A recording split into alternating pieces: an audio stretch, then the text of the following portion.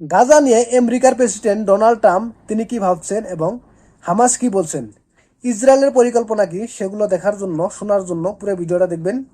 দেখেন, গাজাতে কিন্তু বর্বরভাবে ইসরায়েল হামলা চালিয়ে যাচ্ছে। হামলা বন্ধ করার কোনো নামই নিচ্ছে না। গতকালও একটা হামলায় অনেক মানুষ নিহত হয়েছেন এবং গাজাতে নিরীহ মানুষগুলো, যে মানুষগুলো হসপিটালে আছে এবং যুদ্ধবন্দী আছে, সেখানেও কিন্তু ইসরায়েল হামলা করতে পিছু হারছে না। সে জায়গাগুলো তো হামলা করে অনেক মানুষ নিহত করছেন। গাজা নিয়ে ডোনাল্ড ট্রাম্পের পরিকল্পনা হচ্ছে, ডোনাল্ড ট্রাম্প কিন্তু প্রতিনিয়ত বলে যাচ্ছেন যে গাজায় যুদ্ধবিরতি হবে এবং শান্তি ফিরে আসবেন। কিন্তু ডোনাল্ড ট্রাম্পের কথায় ভরসা কম করা যায়, কারণ তিনি সকালে একটা বলেন, বিকালে একটা বলেন। তার কথায় কিন্তু ইসরায়েল এবং বেনিয়ামিন নেতানিয়াহু পাত্তাই দিচ্ছে না। তার কথা পরক্ষা করে কিন্তু ইসরায়েল গাজাতে নিয়মিতভাবে হামলা চালিয়ে যাচ্ছে ইসরায়েল। তাহলে কি গাজাতে আর যুদ্ধ বন্ধ হবে না?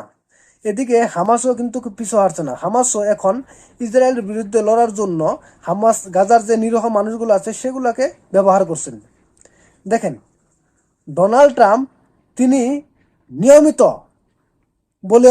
বলে যাচ্ছেন, আজও বলছেন যে তিনি আমেরিকার পররাষ্ট্রমন্ত্রীকে হামাসের সাথে আলোচনা করার জন্য নির্দেশ দিয়েছেন এবং আলোচনা চলছেন তাদের সাথে, যুদ্ধবিরতি খুব তাড়াতাড়ি হবে।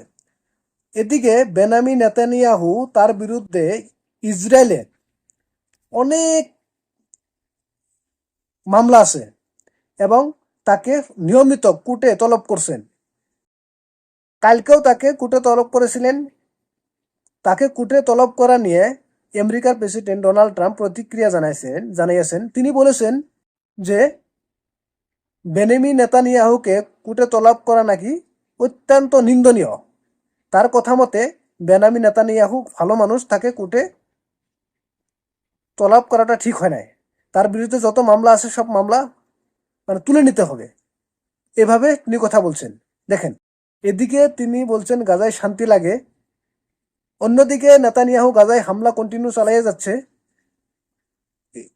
আরেকদিকে নেতানিয়াহুর বিরুদ্ধে যে ইসরায়েলের যে কেসগুলো আছে কোর্টে, দুর্নীতির কেস মামলাগুলো আছে, সেই মামলাগুলো তুলে নিতে ডোনাল্ড ট্রাম্প ইসরায়েলকে নির্দেশ দিচ্ছেন এবং নেতানিয়াহুর পক্ষে কথা বলছেন।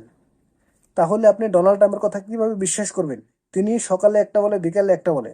তার কথায় ভরসা করলে ভাই নিজের পায়ে নিজে কুড়াল মারা হবে। তো এখন গাজার ভবিষ্যৎ কি? দেখেন, গাজা নিয়ে শুধু মুসলমানরা নিন্দা এবং ইসরায়েলকে গালির বাইরে আর কিচ্ছু দিতে পারে না। 57টা মুসলিম দেশ আছে, তারা যদি একত্রিত হয়ে এটা প্রতিবাদ করে, গাজায় কিন্তু যুদ্ধবিরতি হবে এবং গাজা অবশ্যই, ফিলিস্তিন অবশ্যই স্বাধীন রাষ্ট্র হবে। কিন্তু 57টা মুসলিম দেশ ওআইসি তারা শুধু মুখে বলে, কার্যক্রমে কিচ্ছু না। তারা কিন্তু আমেরিকাকে ভয় পায়, আমেরিকার বিরুদ্ধে যাইতে চায় না। একমাত্র মিডল ইস্টে একটা দেশই আছে যারা আমেরিকাকে ভয় পায় না, ইসরায়েলকে ভয় পায় না, তাদের বিরুদ্ধে কথা বলে, সেটা হচ্ছে ইরান। ইরানের বাইরে কোনো একটা দেশ ইসরায়েল বা আমেরিকার বিরুদ্ধে কথা বলতে সাহস পায় না।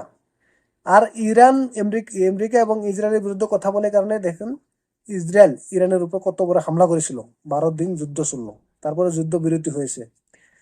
তো প্রিয় দর্শক, এখন ইসরায়েলের মানুষও খুব বিরক্ত হয়ে গেছে। ইসরায়েলের মানুষও রাস্তায় রাস্তায় নেমে বেনিয়ামিন নেতানিয়াহুর বিরুদ্ধে আন্দোলন করছে এবং বলছে যে ফিলিস্তিনে গাজাতে হামাসের হাতে যে ফিলিস্তিনি ইসরায়েলি বন্দী আছে, সেই বন্দীগুলো ফিরে আনতে লাগে খুব তাড়াতাড়ি। আর যুদ্ধবিরতি চায় তারা, তারা আর যুদ্ধ চায় না, তারা কোনো হিংসা চায় না। তো প্রিয় দর্শক, আপনাদের কি মনে হয় ডোনাল্ড ট্রাম্পের প্রতিক্রিয়া কি দেখে, ডোনাল্ড ট্রাম্পের পরিকল্পনা কি গাজা নিয়ে, এবং মুসলিম বিশ্ব কেন নীরব আজ পর্যন্ত গাজা নিয়ে? অবশ্যই কমেন্ট বক্সে জানাবেন। আসসালামু আলাইকুম।